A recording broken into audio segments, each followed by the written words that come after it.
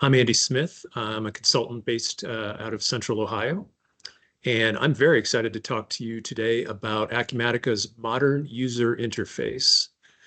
This is a topic Acumatica has been talking about for quite a while, and not just me, but everybody here at Algorithm is very excited about it, and we get a lot of questions from customers about it. And that's why we've decided to present it to you here today, even though it is not fully available yet in 2025 R1. As you can see, I have this flagged as managed availability, which is how Acumatica is phrasing this right now, which basically means, if you look to the upper left here, that it is not automatically available for your live production instance in 2025 R1. To have it in your live instance, you have to apply for a special program that Acumatica has that will require that you provide feedback to them and other things. Well, if you're interested in that, we'll be happy to talk to you about it. The other thing you should know is that not every screen or feature has been converted to the modern interface in 2025 R1. So again, if you're interested, we'd want to review those with you and make sure it's a good fit. Currently, Acumatica is predicting a general release of the modern UI in 2025 R2, but the certainty of that will depend on the feedback that they receive from the current release. So why is the modern interface a big deal? You can see some highlights here in terms of responsive resizing. And what that means is, if you've noticed with Acumatica, if you resize certain screens in your browser, sometimes the way the fields realign is sometimes not ideal. And the modern interface does a better job of helping support that kind of thing for different screen resolutions. They've also changed how warnings and errors are presented. And down here at the bottom, two of my favorite things are the ability, even though they're small, but I think they're important to a lot of users, the ability to reorganize tabs on screens and the ability to move user-defined fields to different places on the screen. So let's take a look at what that looks like. As I come over here to my local instance, you can see I'm on a customer screen. And as many of you are aware, you can put user-defined fields in current versions of Acumatica or past versions on many screens, including this customer screen. A lot of times, as an organization, you have pieces of information that are important to you that you want to, as in this case, capture about a customer, and you want your users to be able to change those or view them or report off of them.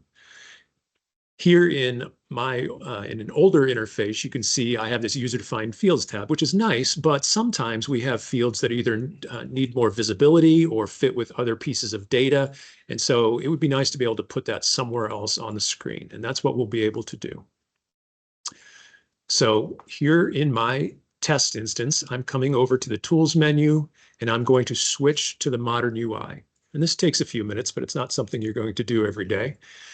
Once it switches over, you're going to instantly see some big visibility changes. You'll notice groupings have changed a little bit, some color highlighting on certain areas of the system, or the screen that Acumatica is calling out. You can see it's giving me a little warning there that this is not for production use yet.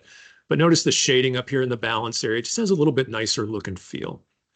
Now, the first thing I mentioned in the PowerPoint slide was the ability to rearrange tabs. Again, not a big deal, but I think this is important for a lot of users, where if we have pieces of information that are of high importance to those users, by user, we can rearrange these tabs so that it's easier to get to them. Sometimes people get frustrated if they have to keep coming way out here to the right-hand side and looking for a tab. So that's just a nice piece of flexibility there. But let's say I want to put that user-defined field I showed you a minute ago in a more important place here on the screen, because, again, it's critical to what we look at about this customer. So I come back to my Tools menu, which is now a gear, and I switch into Screen Configuration mode. Notice now I have a gear in each section. I go to the section I want to add the field to. It'll pop up a little box. I can see over here on the left all of the things that I could add to that section. I'll choose user-defined fields, and there's that company revenue field. I drag that over here to the right. I click Apply, and then I just click Apply to all up here to make sure that I do want to do that. And you can see right away, this company revenue field is now highly visible to my users as they interact with this customer. So again, lots of ground to cover still until this is a reality for most of you. If you're interested in this, again, please contact Algorithm. We'll be happy to talk more about it with you. Let me switch now to lot serial attributes. And again, this is something that a lot of you have asked for, that a lot of people are doing using an independent customization that's available. And now in 2025 R1, Acumatica has begun adding it to the standard feature set. Over here on the right, notice I've highlighted it's an experimental feature. And what that means is that it is available in your production instance, but to enable it, you need to go to the Enable Disable Features screen if you have rights, and look for the experimental features section and turn it on there.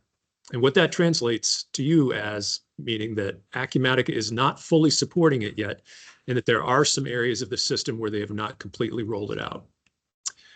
This is especially important because it's available now for purchasing and sales and other general viewing, but in the manufacturing and retail commerce and field service screens, it is not yet available. So what does lot serial attributes allow us to do? For companies who are in certain industries, it's important not just to be able to track pieces of information about items, which attributes have allowed us to do for a long time, but to also track them at the lot or the serial number level. Examples of this, as you can see here, I've got listed colors, sizes, thickness. Quality inspection status is a big one for many of our customers that are in the medical or pharmaceutical industry, where you have an inbound lot of material that you need to inspect. And then setting that inspection status on, let's say, the lot allows your users to see if a given lot is available to sell yet.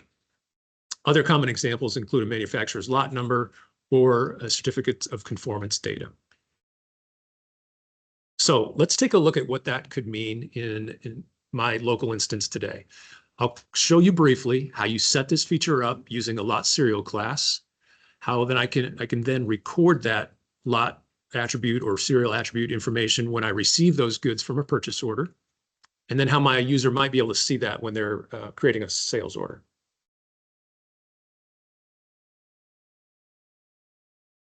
So you can see here, I have my lot serial class already set up. And this is a standard screen that many of you are using in Acumatica today to indicate how you want your lot and serial numbers to be tracked. In 2025 R1, there's a new attributes tab here, and you can see that I've already added 2 attributes so that items that are members of this lot serial class will now allow me to capture what stamp that particular serial number has on it and what color it is. A side note here, if you're using lot serial classes today and you decide to start using attributes with those, you may need to rethink how you segment those lot serial classes in case you have some items that you want to track certain attributes about and other items that might need different attributes or no attributes at all. So how would this work from a user standpoint? Here I have a purchase order that I've sent out to my vendor, and this is the item that I have on my purchase order that I've set up in that same lot serial class. It's a belt, 32 inches wide. You can see I've ordered 2 of them, and my vendor is now shipping that to me. So now I'll be the receiving person, and I'll put in this PO receipt. So this is the standard PO receiving screen. I've got that same item here on my line. And if I click the line details button, this is current functionality in older versions of Acumatica where I can assign, in this case, my serial number. So I'll go ahead and assign a serial number. If I want to, I can assign my manufacturer's serial number. But then over here on the right, I have brand new fields that are that stamp and color field that I added to the class. So I'm going to say this particular serial number has that stamp on it and is gray. And then I'll add my second one. Give it a serial number, and repeat the process. So again, I'm receiving this, I'm looking at that material, deciding what those attributes should be set to, and then I release my purchase receipt. Oh, except I forgot I had that checkbox checked. That always reminds me of that. And now I can release. So now those goods are in inventory and they are available for anybody who has rights to look at different inquiries in Acumatica or other screens to see what we have. Common example of that might be a sales order. Let me refresh my sales order screen just to make sure it has the latest information. And you'll be able to see here that I'm selling that same belt item to this ABC customer of mine. I'm selling them one, but I want my customer service person to be able to see what I have available in terms of those serial numbers with the attributes and add the appropriate one to the sales order. So Acumatica has added this add lot serial number option to my sales order details tab. Oops, you have to use the right field to get it to filter correctly. There we go.